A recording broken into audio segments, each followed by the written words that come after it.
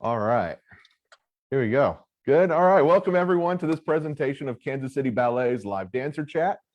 It is May the 4th, and glad to have you here. My name is Brad Austin. I'm the creative arts producer for Kansas City PBS and the moderator for this evening's dancer chat. I am also the producer and director of the documentary film Me, Dorothy, and This Road to Oz, a behind-the-scenes look at the making of this beautiful ballet.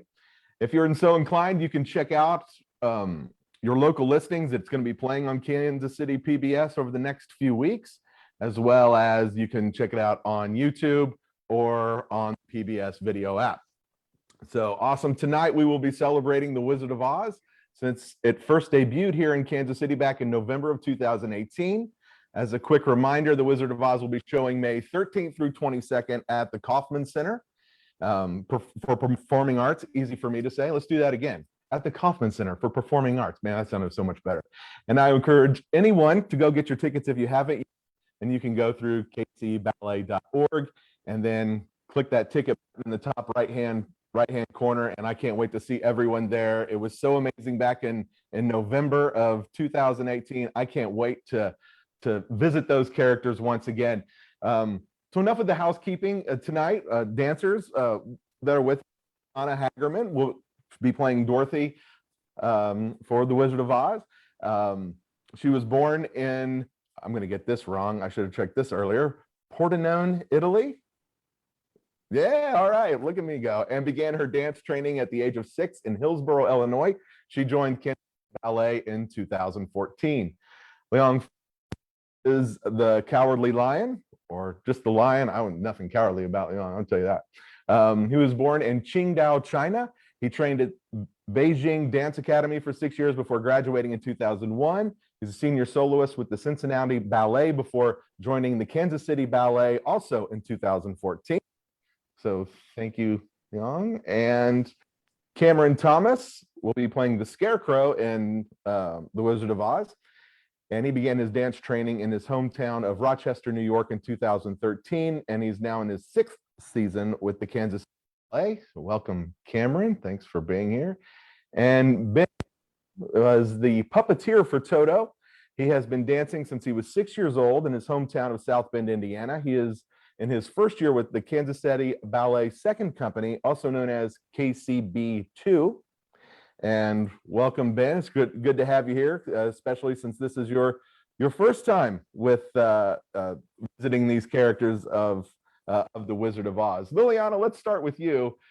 Now, back in 2018, you also played Dorothy. What was your first impression when you found out you were going to be performing as Dorothy in this iconic role? I mean, Dorothy is one of these iconic roles that everyone knows. What was your first thought, even back then in 2018, that you were going to be Dorothy? Well, I was extremely excited. You know, this was actually my first time playing a principal role in a full-length ballet. So that was a big feat that I was going to have to tackle for the first time. It was very exciting. Dorothy is a huge role. And when I say full-length ballet, I mean literally full-length ballet. Like, she's literally in the whole ballet. So it's quite a huge task to take on. And I was just very, very excited and honored that I got to be able to have that experience and be Dorothy. Also, Cameron, you also performed in 2018 as the Scarecrow. You know, unlike Liliana, let's talk about when you found out that you got to reprise this role. What were your feelings of, it's a lot of work. Shooting behind the scenes the last time, all the work you had to do. What are those feelings when they say, hey, guess what? You get to be Scarecrow again. Let's do this thing. I was really excited. I was excited because it is such a challenge, and it was such similar to Lily, it was a landmark for me. One of the first times I did a leading role within the company, especially in a full length. So I was excited to see, kind of use it as an opportunity to measure how I've grown, both as a character artist, because there's so much character in the role, and then both as a technician, because it is a very, very challenging role. So it's really great to get another shot at it, to see how I can be different, see what I can tap back into. And it's been a really enjoyable experience getting to revisit it. Now, Fu, so many of us in Western culture, you growing up in China, in Western culture, we grew up with the Wizard of Oz. I think the first time I saw the Wizard of Oz was with my grandma. I think I was like 4 years old, and we watched it every year like clockwork. We watched the Wizard of Oz. But growing up in China, did you have access, or what was your first experience with the Wizard of Oz, and how that maybe did that mold you differently than, some of the other dancers? So grew up in China, of course, never heard or seen Wizard of Oz. So the first time I watched the movie, I tried to watch the movie. It was when I was in Cincinnati. So my wife, Danielle, she tried to show me the video and the movie. Of course, I fell asleep.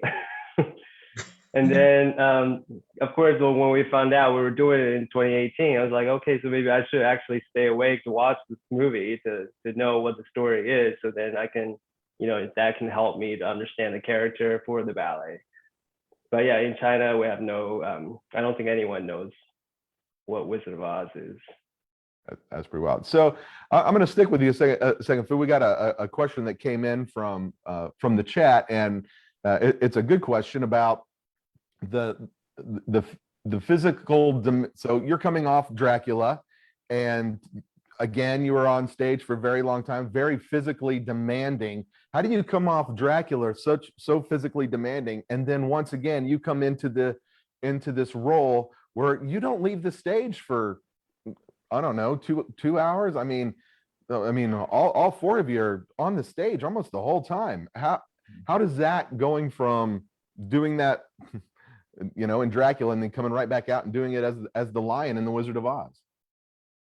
So yeah, like the same feeling for me, like Dracula and being the lion, is very demanding on stage. There's a lot of dancing. Like this whole ballet is a lot of dancing. You just don't stop. And I think it's really the muscle memory for me. Like the good thing is we've done it once. So now we're doing it. I know when to kind of go easy, when to go a little more. So really pace myself so I don't get hurt or I don't push too hard in the beginning, because right off the bat in the beginning of the ballet, we started dancing. And then you have to, go off stage and then get makeup and change costumes. So really know how to pace yourself so you can still be standing at the end of the ballet. That's the biggest thing that we're all learning. And some of us, when you've done something, then you actually know how to prepare better than last time. So Cameron, on that note, when someone like when Septime choreographs a ballet, does he choreograph in, especially because you're on stage for so long, does he choreograph in maybe some breaks? Does it get, I know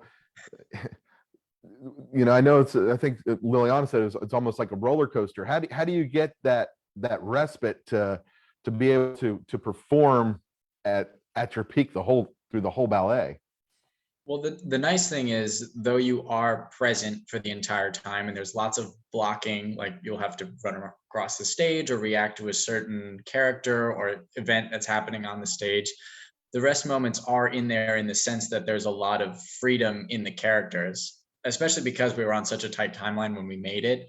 There was a lot of freedom to build the character as you want them. So if there's a particularly silly moment or fun interaction that you have, you can bring that out in a certain moment. And then if there's another moment where maybe you just did some particularly hard dancing or partnering or something like that, you can kind of maybe melt into the scene a little bit more, take a few breaths, and then kind of go back into the spotlight. And especially being on the floor with 4 different people, you can kind of juggle where the audience's focus is and where the attention is, so that even though you are on stage, there are small moments to steal a few breaths or a few, moments to compose yourself.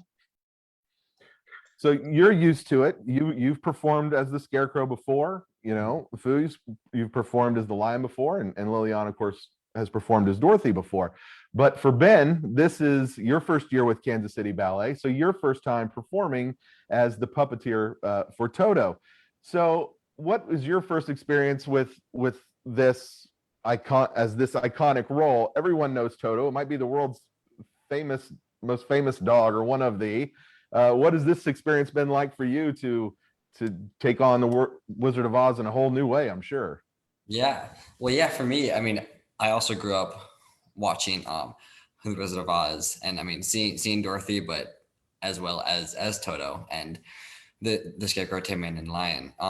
But then finding out that I was going to be Toto kind of gave me this whole new idea of it, because I realized like suddenly now I'm not focused on dancing as much. I'm focused on bringing this puppeteer dog to life, honestly. And it was a pretty, I mean, the role itself has kind of made me get creative with it, because it's not really, you're not really doing dance steps like we would do in every other piece, but now suddenly you're just kind of constantly thinking like, okay, what would a dog do here? Like, what would Toto do? Not what would I do as a ballet dancer here?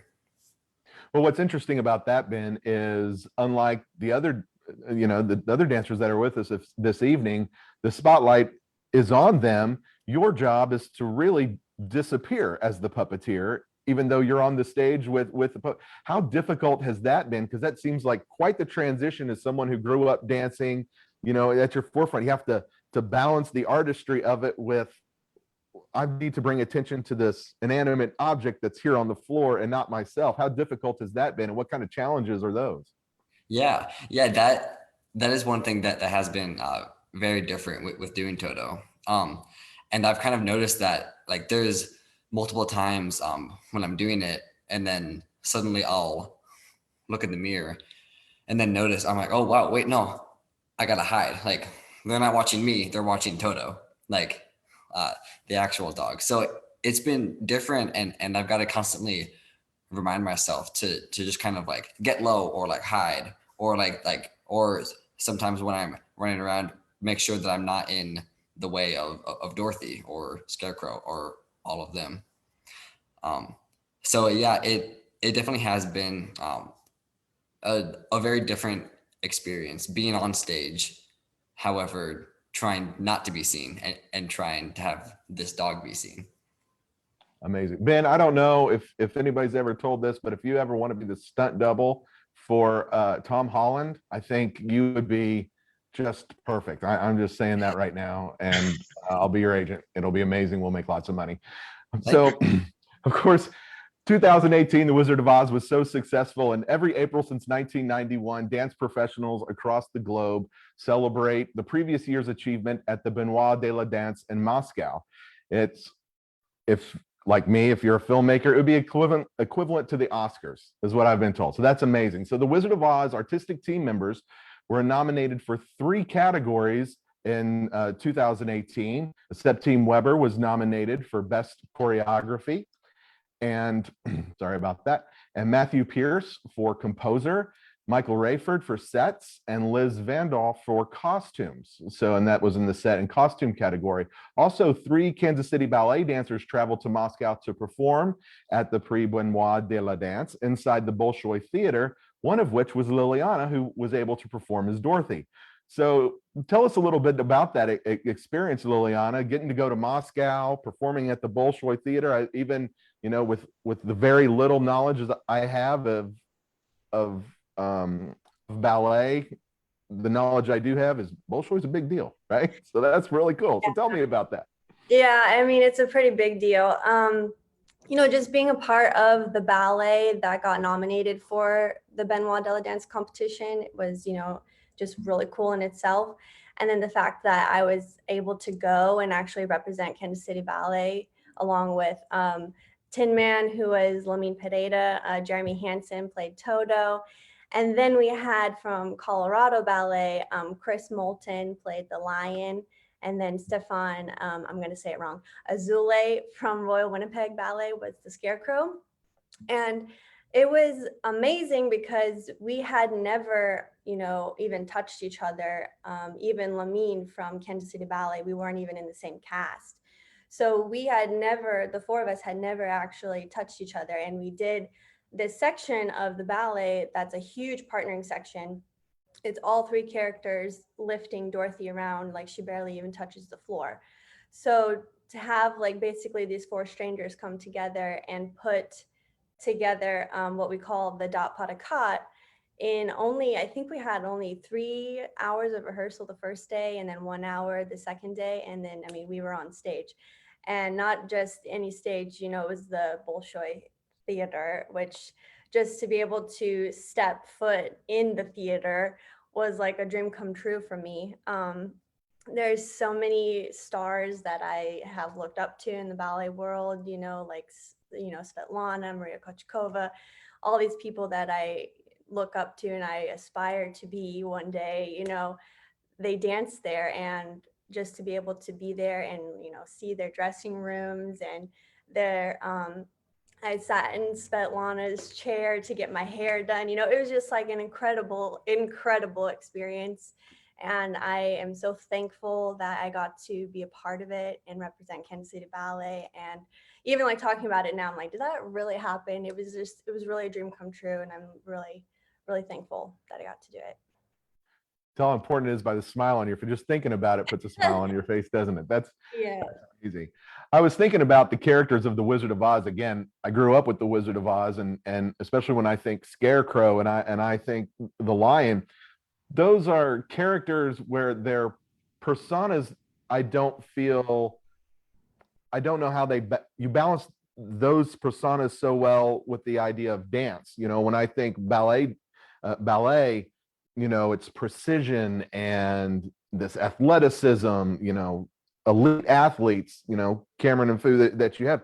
But both of you, when you get into these characters, the Scarecrow is a little, you know, doesn't have a brain. He's a little loose, you know. Fu, a cowardly lion, is, you know, doesn't really scream to me, you know, precision and athleticism. How do you balance doing precision and athleticism in those characters, along with still portraying those characters in honest ways that we're used to seeing those characters? I think there's a nice thing about the Scarecrow is that a lot of his acting, his persona, even in the film, is that it's very physical, like he's falling or stumbling or loose in his arms or in his posture. Like even in this video, you'll see me sort of like hunched over, or like I turn my foot in or have a hand on my hip or something like that. So the character is physical and you can bring that out without words. But a lot of times the challenge, as you said, is that you have to transpose like a big silly arm port de bras into a ballet fourth and a ballet pirouette. And that has taken some like pretty specific working out of how I'm going to approach this preparation, so it can appear that I'm loose, but I get to where I need to go and hit the double tour or the pirouette or whatever the trick is or the partnering bit is. So it's definitely just taking time with it in mind and approaching every step as if somewhat like what Ben said, like what would Scarecrow do here and how would he maneuver himself into this while not necessarily being stable over his two legs. That's great, Cameron. Fu, your thoughts on mixing ballet with this character of the lion?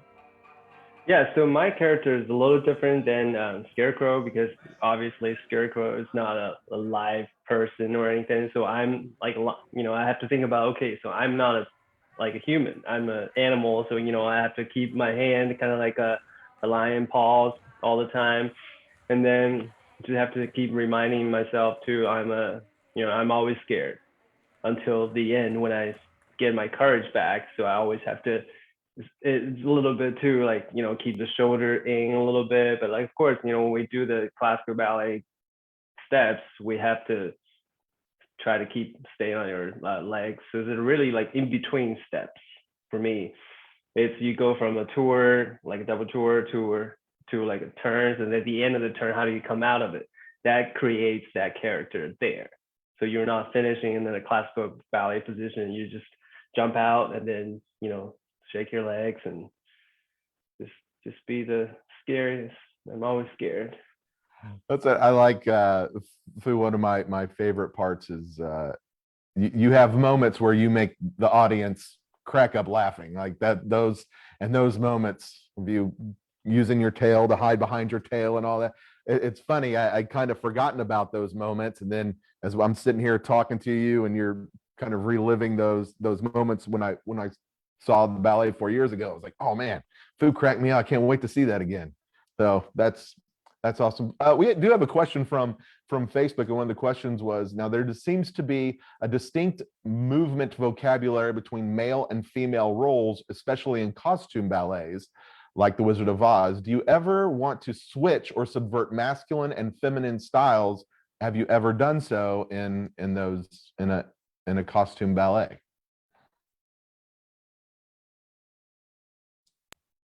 I can maybe speak to this. I think a lot of times new work attempts to break those barriers. A lot of the story ballets do fall into the structure of like men doing the double tours and the jumps, and something that you'd be more accustomed to seeing in a classical ballet.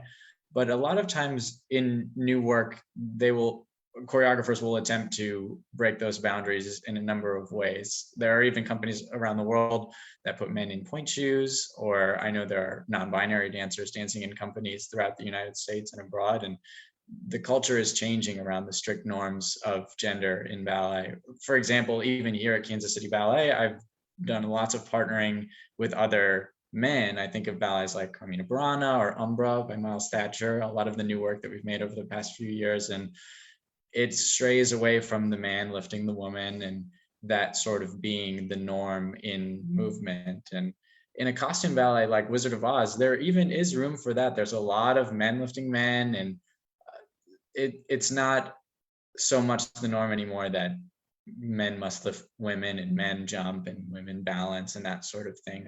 Those lines are certainly blurring, especially as new work explores that domain. Great. So Ben, I know one thing is, again, with puppeteering, what kind of training do you get? Because obviously you didn't start puppeteering when you were 6 years old. You started dancing when you were 6 years old. So how does the puppeteering, how are you being trained to work this? Because again, my son, 16 years old, when I told him the ballet was coming back, the first thing he said was, Toto was awesome. So what, and obviously I was like, Toto's just an inanimate object. The person working Toto is awesome, but that's you this time, Ben. So what kind of training do you get? What's it like? How do you work this amazing puppet? Yeah, well, how it's been so far really is a lot of just during my free time, I'll just go and grab Toto and I'll just look in the mirror and then start messing around with it, and then seeing what looks dog-like, what doesn't look dog-like, and just kind of figuring out certain positions and movements and like how it runs, how it's sniffing the ground or barking, and just really trying to figure out what looks realistic and what looks like something that a dog wouldn't do. So like Toto can't fly, like, so when he's running, making sure that all of his feet touch the ground, or just when I'm holding him, making sure that he looks like a dog sitting or standing. And it's been a lot of, I think, just watching videos, hearing corrections from people who are watching me do Toto, because most of the time when I'm running around and stuff, I can't be running around watching where I'm going as well as looking in the mirror to see what it looks like. So it's a lot of relying on others to kind of give me corrections, but as well, when I can, try and just figure it out myself, honestly.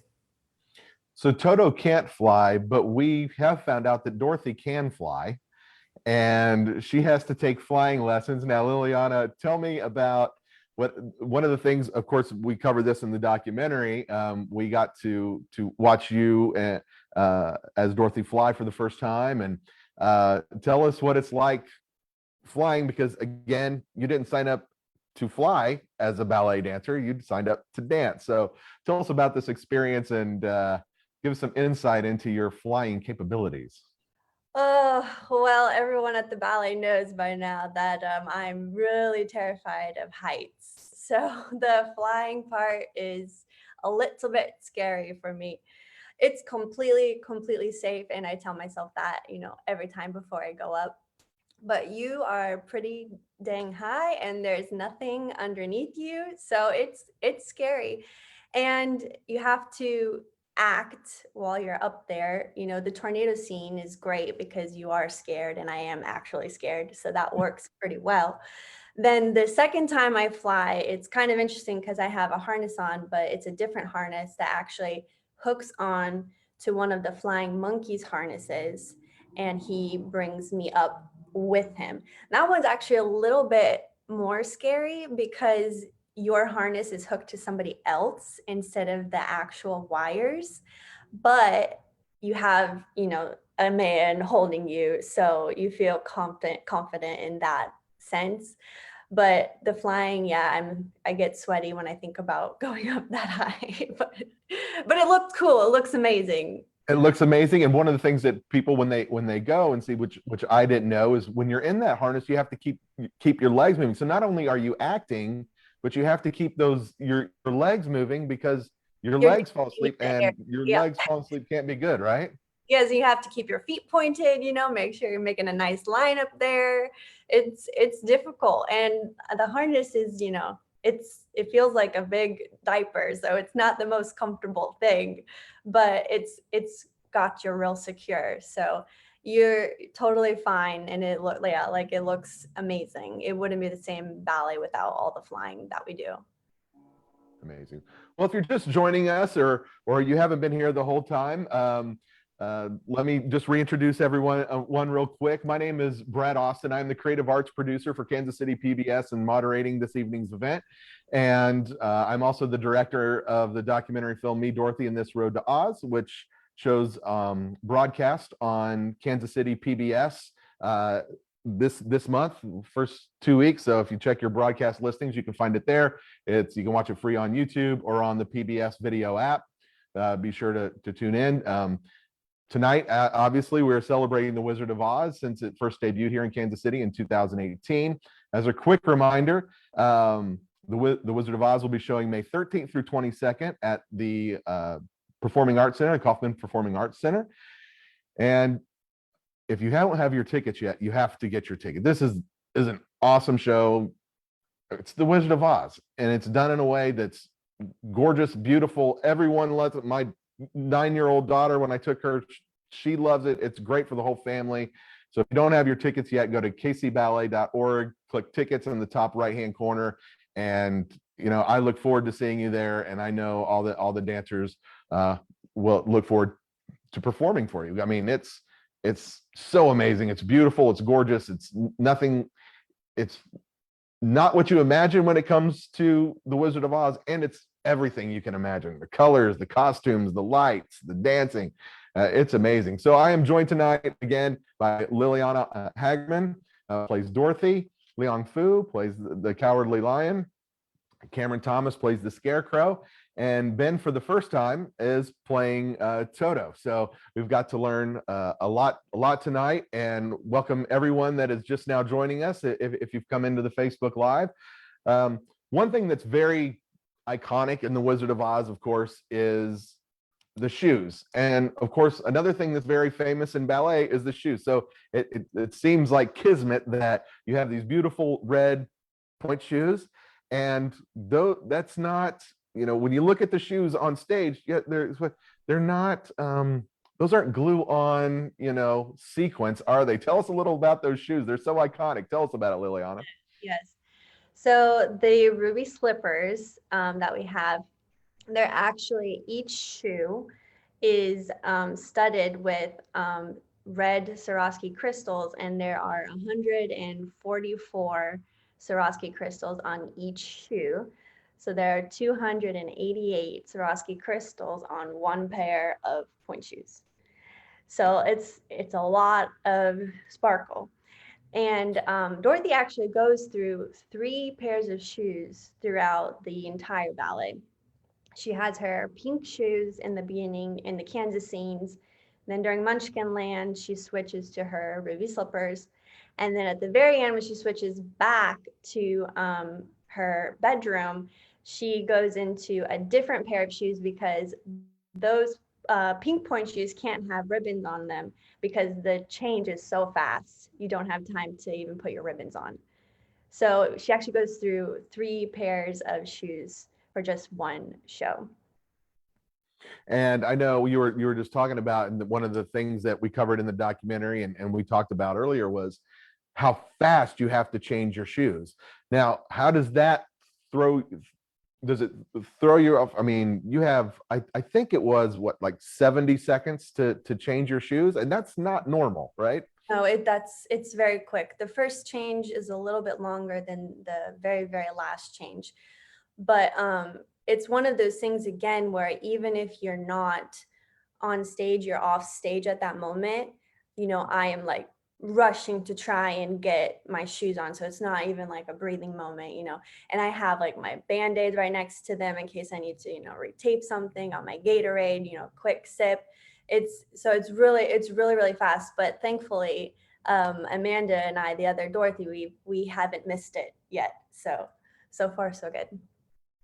I love it because it's when we watch that backstage in the documentary, you have somebody helping you, and it's like I can just see it's such a tense moment. I was like, I don't know, and you're just right off stage, and you can see the crowd and the audience, and the idea that they're just right beyond that curtain, and oh man, that lots of drama. I like high drama. Yeah, That's some high drama right there. Yeah, you got to run off really fast. And actually, one time I ran off so fast that I bumped into one of the flowers on stage. I don't think anyone saw it because there's a bunch of people on. But when my first run, I was just like so nervous about changing my shoes that I just turned around and boom, there was the flower. But nobody saw. Well, it's funny that you say that because another question we got was, and I'll aim this for Cameron. Cameron, is there a time if you're on stage you might miss a step or run into a flower, or you know, how do you recover from something like that, especially in a live performance? What is your mindset when, heaven forbid, something like that happens? It's different depending on the situation, but for me personally, I think the most important thing is to relax. Like, cut your losses. It happened. So you just have to collect yourself, and usually it's easier for me to like rejoin on the next step. I actually had one of these moments. There was a dress rehearsal the first time around where in the Kansas scene we have a really specific petit allegro section, and I remember like missing a step, and I just like turned around and like waited for a moment to pick it back up, and picked it back up. And that happens, especially in a long ballet where there's lots of moving parts and things like that. But the most important thing is just keep your composure and know where you are, and not like let the dominoes fall in that sense, especially in scenes where there are a lot of moving parts, like physical moving parts, like the Twister scene, transitioning from Kansas to Munchkin Land or Emerald City or something like that. It's a long ballet and it's a lot of steps, and part of being a professional is moving forward and making sure you're ready for anything. How about you, Fu? Yeah, I mean, there's no perfect show. Every show, there's going to be something going on, but sometimes you might not catch it because it happens so fast, and then there's so much going on stage too. And a different scenario, like, you know, if we're doing a step, like Cameron said, like we're doing some petit allegros, you mess up, you can't just stop. You just have to continue.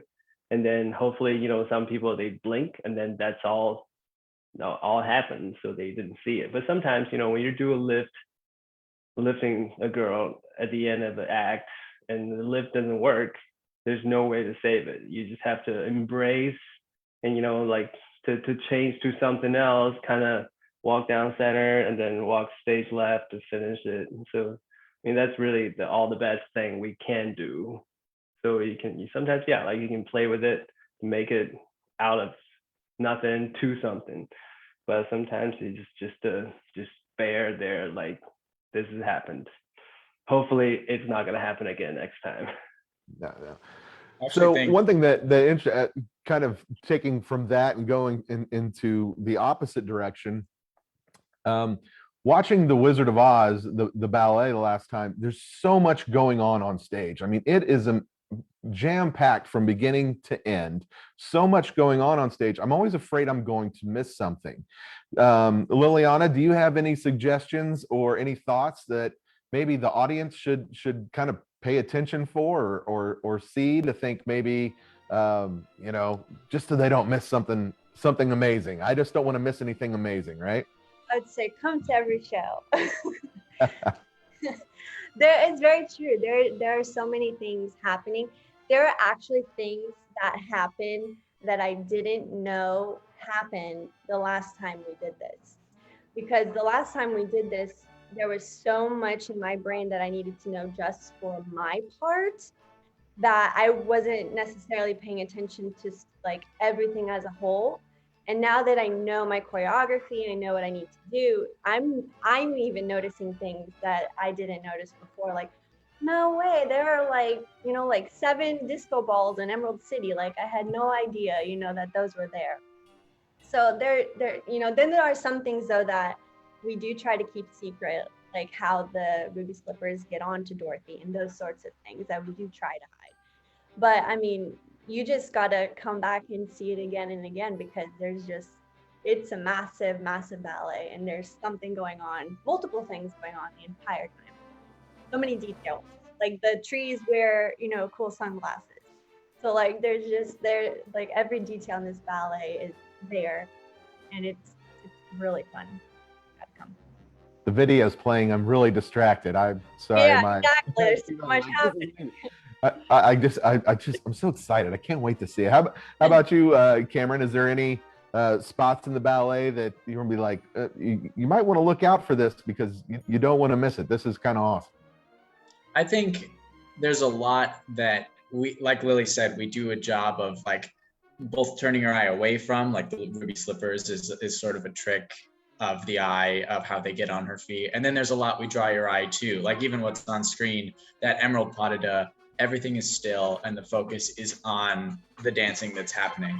However, there are definitely moments, and I would say all of the transitions in Munchkinland and Emerald City, those scenes are a party. Like people are having a blast on the side. And though there is probably some virtuosic dancing or acting happening in the center, don't be afraid to look around a little bit and look at the dancers just like living it up on the side, because there's a lot of laughs to be found in just the goofiness of the whole spectacle. And it's such a fun energy in just about every scene in the ballet, but specifically in those two, that there's a lot of room for dancers just going full goof and loving every second of it. And there's a lot of laughs there. So don't be afraid to look around, I'd say. Awesome. How about you, Fu? Any thoughts on anything we shouldn't miss? Yeah, well, my favorite thing to be able to goof on stage. So every show, I find some moment that I can do this or I can do that, you know, like, but it's sometimes I'm not always in the center stage. I'm not trying to be distracting, but it's still, because, you know, for dancers, we have to have fun on stage. If we're just like feeling dreadful doing a ballet, then you're watching us, you're not going to feel good about it too. So we have to find moments that, okay, well, how can I make it fun with my colleagues, which, you know, I love goofing with everyone on stage. I'd always go to them, because then it creates that better energy, more positive in a way, because you can't always take things too seriously. So keep it relaxed, and also, like, so yeah, there's a lot of dancing in this ballet. So audience can maybe learn some steps from this, because we're all pretty much doing the same thing, even though different character, different lift, but we're doing it the same lift, just with a different character usually, and then same jumping, like a lot of PT leg rows, you know, everybody does that. So with the different costume, so it makes you feel like, oh, they're dancing, oh, they're dancing too, but they're actually doing the same steps, but costumes separate that. So they might learn some steps from watching this ballet, because you see it quite a lot, the same one. That's amazing. Ben, this being you first off, y'all had rehearsal today. Thank you so much for doing this tonight. I know you've got to be exhausted. As one of the things that I have learned that I did not know, I think there's this stereotype about maybe ballet and what people think it is. Let me tell you, I've never seen athletes work so hard. Your days are jam-packed, and I would encourage everyone to watch the documentary, not because I made it, but sure, why not? But because learn so much from behind the scenes at the ballet and all this exertion. So I know you had practice for 8 hours today. You've got to be, I know you're worn out. You have to be. I mean, so I just thank you so much for doing this tonight. I hope everyone is learning a lot about the ballet and really is excited to come see it. I know I'm excited. Ben, along those same lines, you're kind of seeing this ballet in a new light, in a different way than the other three dancers that are with us tonight who've performed it before. Is there anything that sticks out in your mind that, like, hey, don't miss this, don't overlook this? Yeah, for me, I would have to second kind of what Cameron said, where those big group scenes where there's just kind of characters on stage but not really dancing, and there might be some other dance happening at the same time. I would say for those, just feel free to, like, I mean, watch, of course, the dancing, but also feel free to just kind of look around, because there's lots of just fun little things happening just on like the side of the stage, at the back of the stage. But yeah, and for me, because this ballet was new to me this year, the very first time that I saw the video of it before we started rehearsing it, when it finished, the first thing I could say was just, wow, that was a lot. Because this ballet is just packed full of just excitement and so much with the costumes and the props and the sets and everything. It is, and speaking of props and sets, one of the questions we just received was, how many Toto puppets are there, and do you feel like you have to be kind of gentle with them when you're using them? Yeah. So to my knowledge, there's 2 Toto puppets. Actually 2 Toto puppets, not including this one that you're seeing right now, because that one's built into the basket. But the 2, one of them is currently broken and being fixed. So I do have this sense of, oh man, I have the only Toto puppet, and it's a very highly, like, a complicated puppet. Moving is not, but just like the joints and the legs and feet and head and body and just how it all moves is very complicated, that I don't know how somebody could put it back together. But I do have this kind of sense of, when I'm using it, I'm like, okay, I got to do what I got to do, but I can't, like, I have to be somewhat careful, because this is it. This is the only one. So sometimes when I'm not using it, and I'll just set it down, there's this stand that we keep it on. So whenever I'm not using it, I'll always be sure to put it back on that, just so that it doesn't get, like, kicked on accident or, like, hit by something. So yeah. Mm-hmm. Yeah, that's yeah. I never really thought about that. Was a good question, because I never really thought about, oh man, I've got to do my job, but can't mess up the puppet. Liliana, I know we were talking about, all the preparation you go through. How do you prepare for a role, and being, again, once again, you're out there for almost 2 hours straight, which is kind of crazy when it comes to what you're doing and performing out there, and how do you prepare for such a long time on stage? Well, the night before a performance, I eat a bunch of carbs, like a lot of carbs and a lot of protein. And then I try and get as much sleep as I can. It's hard once the performances start happening, because we get done so late, and then we'll have class like around 12 to have a matinee. And then again, there's another show at night.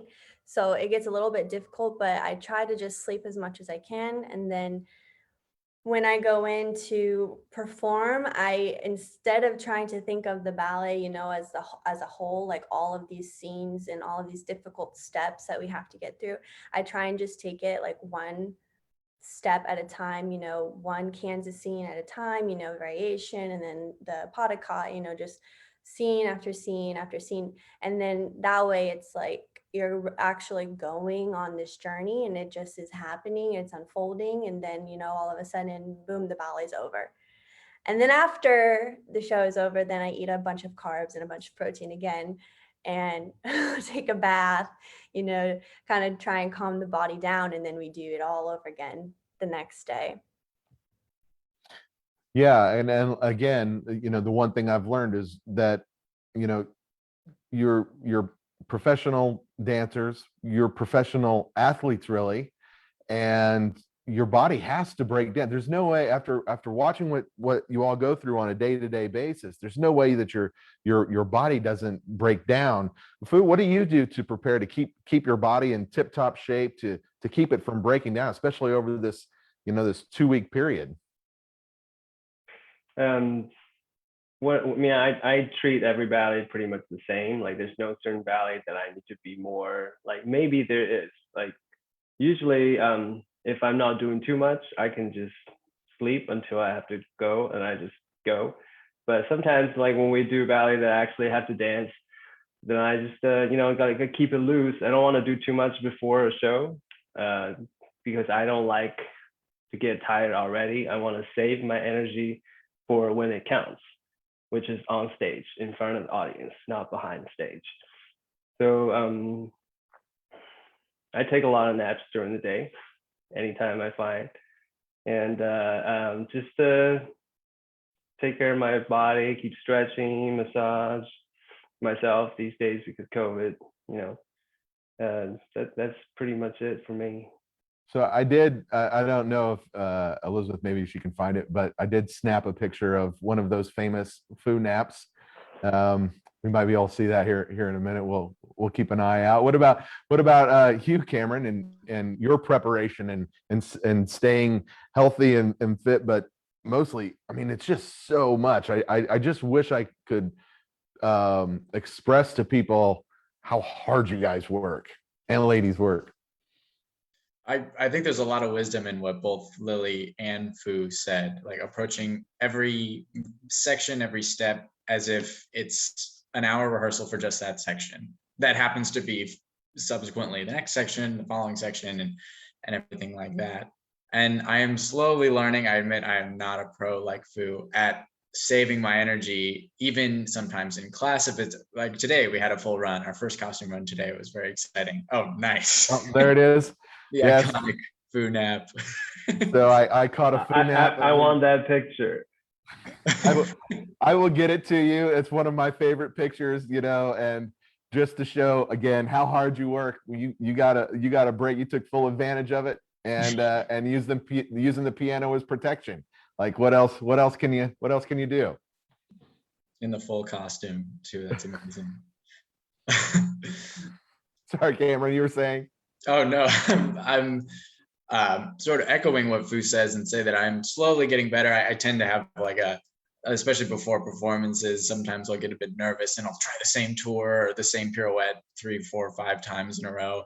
And I think there is really more wisdom in knowing that you have rehearsed and you are comfortable and you're ready for the show and you've done it, and doing it 5 more times right now is only going to make things worse if it will be what it will be at that point. And especially through this process, I felt very well prepared. We have like a very good group working, and all of the mechanics of the steps are working very well. So the best thing I think to do is make sure your body is well maintained and rested, and you have energy, and then approach the performance and try to be as present and enjoy and bring life to the character as much as you can, as opposed to getting bogged down in like the daunting task or the enormity of the show or anything like that. That's great. One thing that I think about, especially with this ballet, is there's so many, and I don't want to forget all these wonderful people from behind the scenes that put this together. The set design, the lighting design, the music from Matthew Pierce, just gorgeous and amazing and beautiful. And of course, Liz Vandal's costumes. One of the questions that we got on Facebook was, Dorothy's the original Dorothy's costume is getting ready to go to auction, and they're expecting to get $1 million for it, right? So that's how iconic these characters are. When it comes to when it comes to costumes and costuming, is there a, I know I've seen those racks and racks come out for Wizard of Oz. Is that kind of par for the course in a story style ballet, or is that or there just seems to be a lot in Wizard of Oz? Yeah, is it more than normal? It feels like it, but I don't know. I definitely think it is, especially in the way of like hats. This is the best picture you could use to describe it. Like, look at the craziness of all of the hats on stage. It's just bananas. But that's part of the energy. Like what Septime did when he made this ballet is take you into this world of like goofy positions and off-kilter balances and whimsy, and the costumes and the hats and the colors and the mismatch and the asymmetry. That's all part of it. And so the costume rack, even if it's the same maybe number of roles or something else as another story ballet, there's just more. That's not really, no other way to say that. There is more. One of my, it comes down to costumes, but one of my favorite moments in the documentary, I don't know if people have noticed this, is the little kids that are playing the plants or backstage, and they have this plant hanging on over their head, and one little girl was actually smacking another girl in the face with her plant over and over again. And I left that in the documentary, and it's just kind of in the background. But if anybody, when it comes to what happens in the background of a ballet or this, there's a great moment in the documentary of this little girl hitting her friend that's sitting next to her in the face with this plant that's costume that's hanging over. It's one of my favorites. I'm gonna have a little fun real quick. I know we're winding down and we're getting close to time, but it is May the 4th, and I was thinking Septime Weber brought us Alice in Wonderland. He brought us Wizard of Oz, and here we are. I was just thinking today that I'm wondering if Septime Weber might bring us a Star Wars ballet. I mean, it is May the 4th. That might be kind of cool. If it happens, you heard it here first, but like I said, I'm just in my brain. I'd like to see it. Is there any ballets or stories that you would like to see be presented on stage? Phil, we'll start with you. Put you right on the spot. Yeah, I mean, there's a lot of things that I want to see as a ballet, like Lord of the Rings. That's one of my all-time favorite, movies and stuff. Yeah, I wouldn't mind that. Lord of the Rings, that would be cool. How about you, Cameron? Oh man, that is tough. I was about to say Moulin Rouge, but I think that exists already. So that's tough. Can I abstain? Can I take a pass? I don't know. You can take a pass. Absolutely. can Moulin take a Rouge, pass. that works. So that's fine. Ben, how about yourself? I would actually agree with you. I think having some kind of like sci-fi ballet would be really cool, but I think it would be extremely difficult to try and put on. I don't know how you would, but somehow Septime found a way to put on this ballet. So maybe this way. If anyone could, Septime could, that's for sure. And we'll just plant some seeds in Devon as well. So we'll just do what we can. How about you, Liliana? Any thoughts? Well, my husband and I just got done watching the whole Harry Potter series. And at the end, we were like, can you imagine if this was a ballet? So I would say Harry Potter. Very nice. That's a good one. Awesome. Well, time's winding down. Oh, Cameron thought of one, didn't you, Cameron? Oh, no, so I'm just riffing on the Harry Potter idea. Like, Oh, okay. Or a ballet, Quidditch match. Anyway, sorry. I'm going to be up all night thinking about how that would work and just planting it in my head. That's amazing. Well, I want to thank everyone for joining us tonight. Again, if you have not gotten your tickets yet to the Wizard of Oz, kcballet.org, click tickets up in the right hand corner, May 13th through 22nd. You will not be disappointed. I promise you, your whole family will love it. It'll be amazing. I want to thank Liliana, who plays Dorothy, for being here this evening. I want to thank Liang Fu for being here and imparting his wisdom as the lion. That's amazing. Cameron Thomas plays the Scarecrow, and of course Ben will be playing for the first time. Will be playing Toto, or puppeteering Toto. So I really appreciate it. I can't wait to see the ballet once again. What did I miss? Any thoughts? Everyone have any thoughts or want to leave any notes to anyone? All good? Awesome. Must have done a good job then. All right, sweet. They'll invite me back. No, I really appreciate it. Thank you to Kansas City Ballet for inviting me to moderate this dancer chat. I really enjoyed it. Thank you so much for your time. And I look forward to seeing you at the Kauffman Center and the Wizard of Oz. Yay. Thank you. Thank you, Brad. Go buy tickets. Go buy Yeah. tickets, that's for sure. Thank you, Brad. Thanks. Thank you.